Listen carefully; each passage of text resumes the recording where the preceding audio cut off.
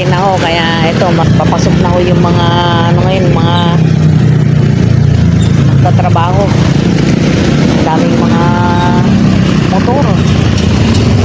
Bagay nga naman kung sasakay ka ng tricycle, napakamahal po ng singil.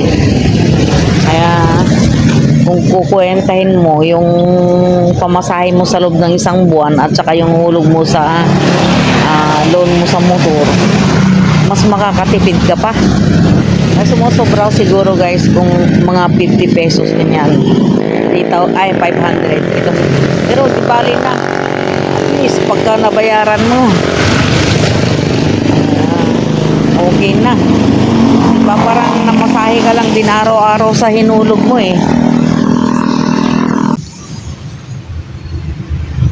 Grabe. Dito tayo. Tao po. Tao po sis. Good morning. Oh.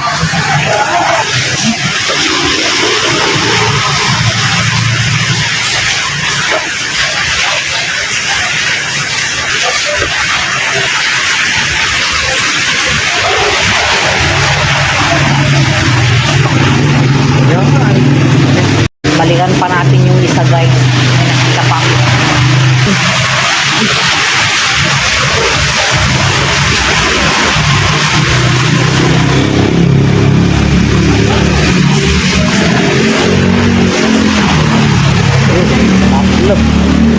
May tatlo.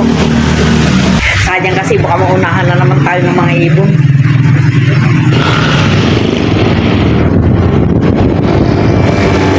Ayan, biyahe Mexico na naman po tayo.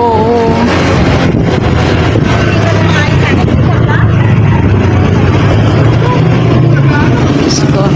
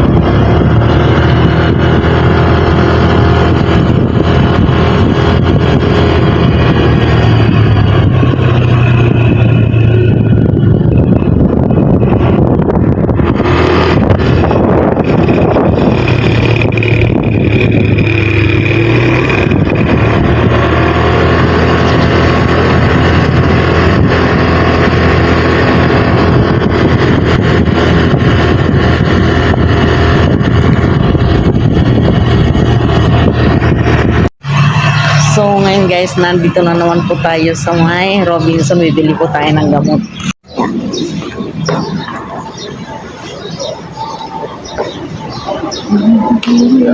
Guys, nakabili na po tayo ng mga kakailanganin po natin. Yan, uuwi na po tayo. Nandito po kami, nandito pala ako ngayon sa may Robinson. Yan, kasama ko ang aking anak. Siya lang po yung nakakasama ko palagi dahil siya lang naman po ang marunong mag-drive ng motor. Yan. Ito na po yung Robinson Supermarket. Ito po yung parkingan nila, napakaluwag.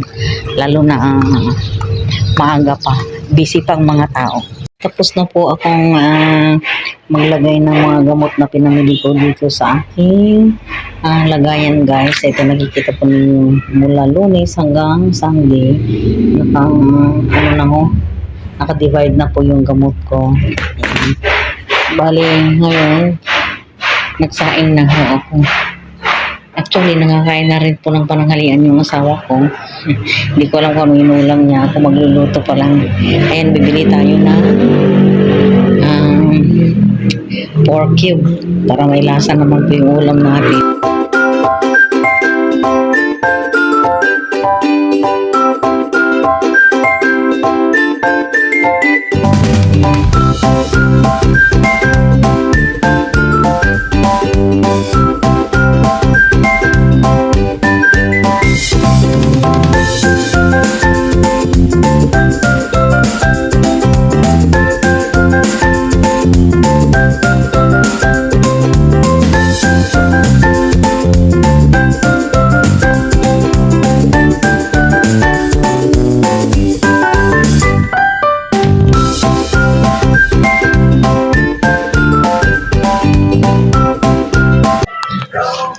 May bulaklak. Oo. Ang ganda nga no? Ang ganda ng mga bulaklak. Ano? Kumpul-kumpul. Yan Ito. Oo, kasi ano ngayon, tagbulaklak talaga. Yan Ganda kaya.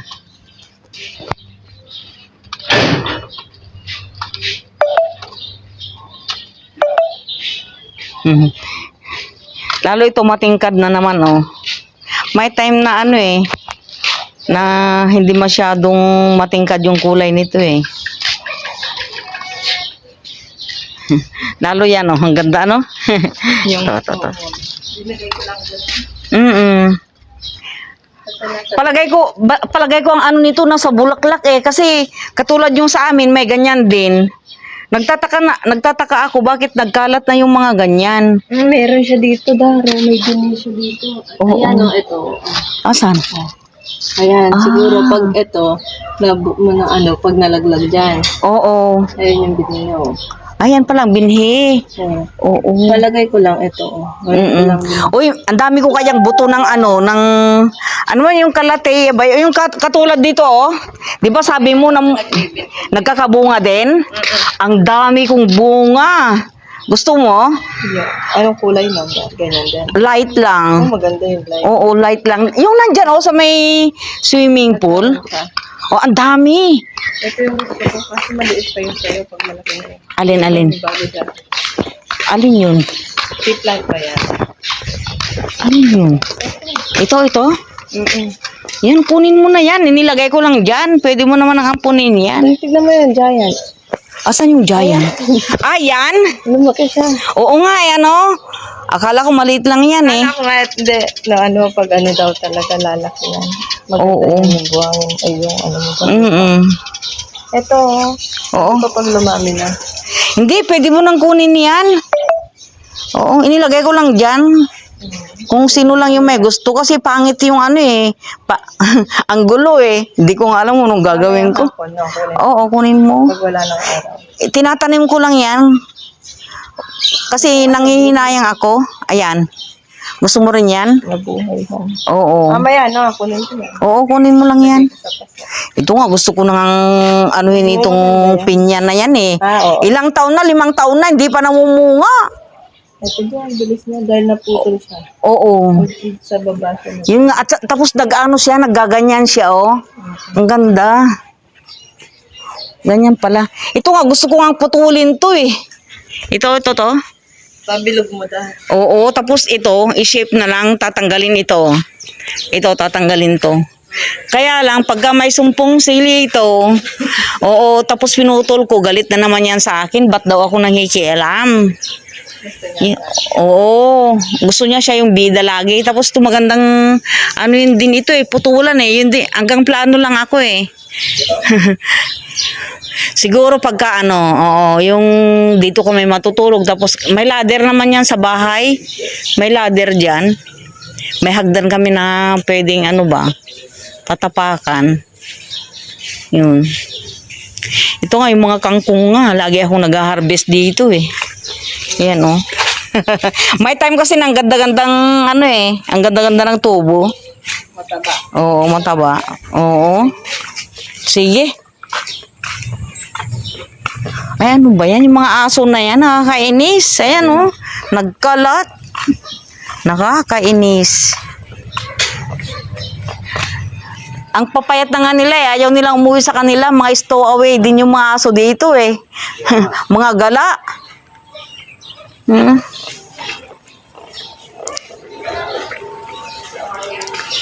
Ay, Diyos ko. May pag-asa. Oh, akala ko matutuluyan na ito eh. Pero palagay ko ito matutuluyan, maninigas na ito. May ano ito, may kapalit. Oo. Yan.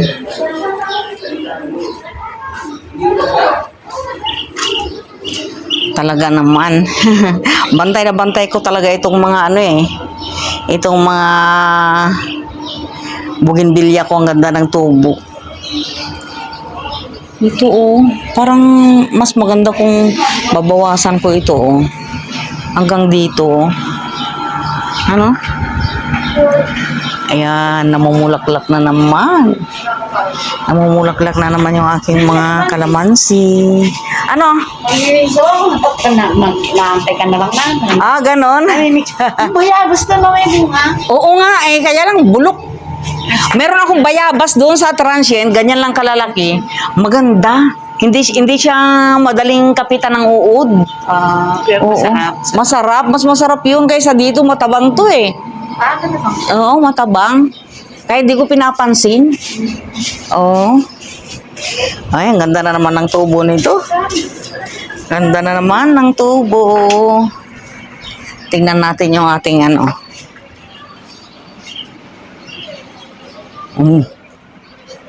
Asan na yung mga bunga nito? Ayun. Ayun oh. Yan. Kala ko patay na talaga eh. Titignan natin kung ito mabubuo itong mga ito. Yan. Titignan natin kung mabubuo sila. Oo. Ito nga ano, ito nga bunga nito, hindi talaga nabuo. Oo. Ewan ko ba? Yan, titignan natin itong mga ano na to. Yan. Hayan. Yan. Oh, dami oh. Dami. Oh, pero okay lang yan.